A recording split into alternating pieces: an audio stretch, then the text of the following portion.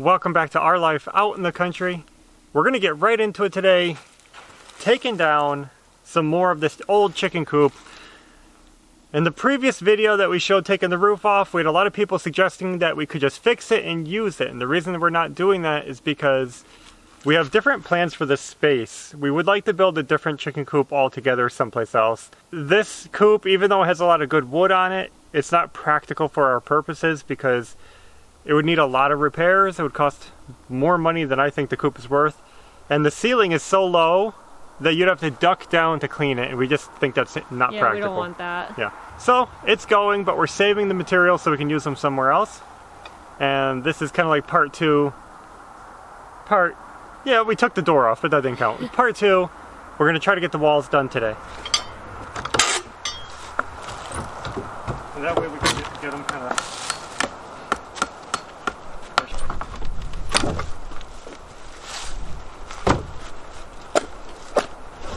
So here we are at the end of another week, and we got some good stuff done. We had some fun. Ashley rode the mule a little bit, and we started taking down the coop. We got some supplies, some stuff for the horse, for the mule. Ashley ordered her the girth, the bridle, the saddle pad, another halter. All kinds of good stuff. Yeah. So that'll be coming soon. We're looking forward to that. If you didn't check Ashley's Instagram, you got to remember, Ashley has an Instagram. We had it offline for a little while, but it's back online. And Ashley found a really good deal on some country magazines. So she's been busy reading Country Magazine. If you guys don't know what that is, there was a magazine. They still have it, but it's not like it used to be at all. It's not the same. So we'll say there was a magazine. Yeah. That was just full of like pictures sent in by people who live in the country, articles, stories about country life, and you know, little jokes, little things. It was just a cool country magazine that Ashley used to read when she was young. Yeah, my grandma always got that magazine, and then I would always look in it, and I just loved it. So Ashley was missing it and wanting to read it again, but what we found out was the new country magazines are totally different. Garbage. The old ones did not have any advertising in them at all. No. And the new ones are just full of it. Yeah, it's made on cheaper paper, low quality pictures, and every other page has an ad. Destroyed the old magazine. It used to be a really cool magazine, but it's not anymore. Yeah, the company was like bought out by somebody else, so... So she went online, looked on eBay, found some good deals. On some old vintage ones. From like the 90s. Yeah. And she's just scooped them all up. I think she got like 52 magazines. 51. 51 magazines. That's crazy. And it was a really good deal. Yeah. I mean, it was like $25. Yeah. For all those, so that's really good. Shipped. So now she has like a whole pile of magazines to keep her busy, which came a little late because now spring is right around the corner, but still fun. If any of you have read that magazine back in the day, you know how cool it was. Mm-hmm.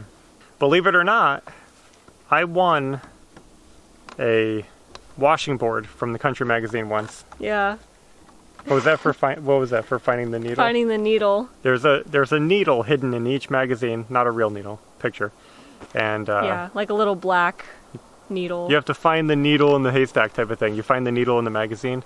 It could be in a picture or in a margin or somewhere. Yeah. Anyway, that's what we used to do. So yeah, feel free to check out my Instagram. I will link it below. What else happened? We cooked a chicken in the roasting pan that you guys told us to keep. Actually, we've used it one time before that, too. It's our second time. Yeah, we just used it today. We used it a couple, like a week ago, or I don't know. Works good. It works really good. Yeah. Chickens roast up beautifully. You guys were right. We saved it, we washed it, and we're using it. So we saved the roasting pan that was left here in the house. And there might even be other cool stuff in that barn when we really go through it and clean out.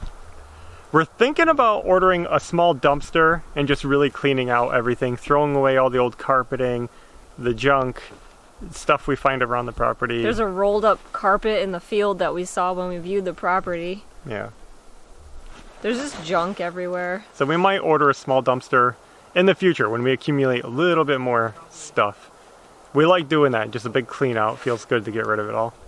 And dumpsters aren't always as expensive as you might think. Depends on your area. You gotta go mostly with the small guys. Don't go with the big companies like Waste Management or whatever. Don't go with the big companies. Find a small company and you'll get a good deal. We'll need one also for all this insulation that we pull out of the chicken coop. Speaking of insulation in a chicken coop, can we talk about that? Yeah. Why do people insist on insulating a chicken coop? It makes no... I mean, realistically, it doesn't make sense. And I know that when we build a coop, we're going to get the comment. You have to insulate. Yeah, you have to insulate. They're going to freeze. Your birds are going to die. It's too cold. Guys, chicken coops have to be airy. They have to be super breathable. They have to have some kind of ventilation. So, if you spend all the money and time insulating all the walls and the ceiling, and you really seal it up good, you got all that insulation in there, but then you leave a giant vent open across the whole top of it, because you have to have that vent open. The roof has to be vented.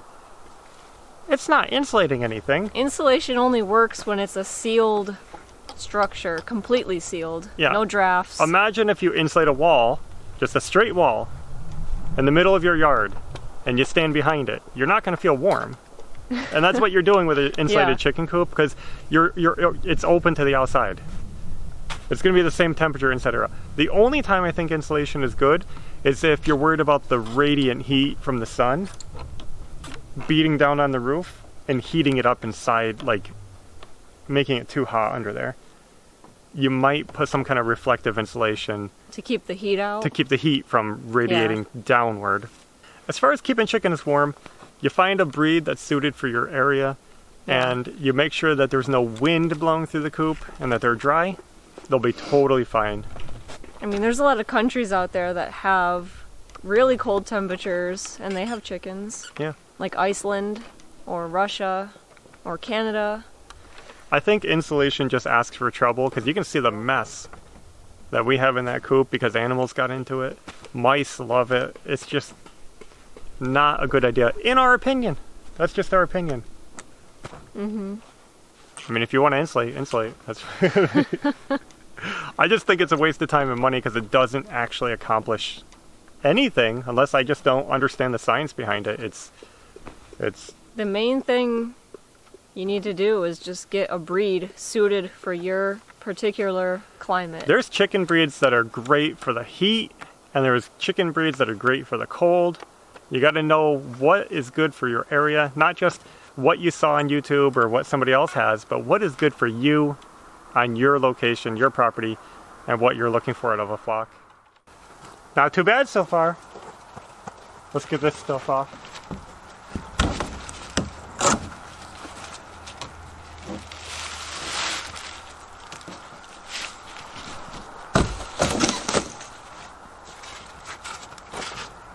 You don't want this stuff? No.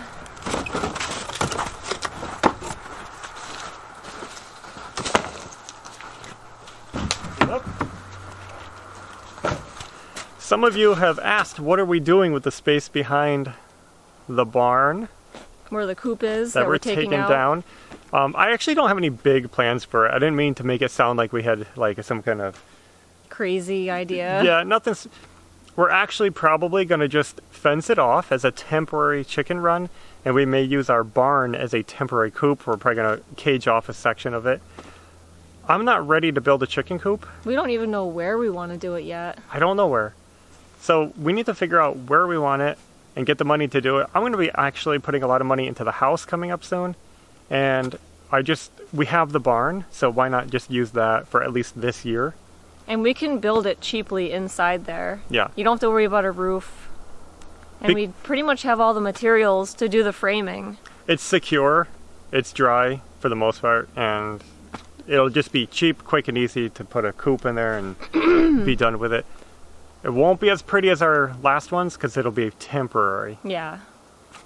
But that's the plans right now. Long-term plans behind the barn is just to clean it up and make it a really cool spot, because Ashley loves it back here. It's very just beautiful. The trees. You got the view of the field and the cool birdhouses that somebody put in like probably 40 years ago. And the garden right behind us, so it's just a cool little spot that we'll keep for ourselves unless we find a good use for it. Yeah. Every day we're like looking at the yard and thinking like, maybe I should put the coop here, maybe I should put the coop there. And guys, it is so hard because you want to be close to the house. And also we don't know where the leach field is yet. Yep. So it depends on that. We're not going to rush into building anything too permanent until we really feel the property out. So we got plenty of other things to do this first spring and summer, and that revolves around getting the house ready for next winter. Yeah. Because I'll tell you what, that heating bill was not pretty. And we don't want to do propane anymore. we're transitioning away from our propane heat. We have a propane furnace, and it's not super efficient. It's kind of older, and the duct work is really lousy, and just there's a lot of problems with it. We don't like forced air furnaces. No. We'll talk all about that when we do the house remodel, but we're actually experimenting with some electric heaters right now. I picked up some electric heaters that I wanted to try out, and we installed 2 of them in a temporary manner for now, just to see how well they do at heating. We're loving them. They're pretty nice. Yeah. So we're probably going to transition into electric heat, which we've always used, and I know everybody hates it. They think it's so expensive. At least you don't have to worry about carbon monoxide poisoning. It's safer, in our opinion. You don't have a chimney coming out your roof, and I don't like chimneys. Even though we will have a wood stove, but that's another story.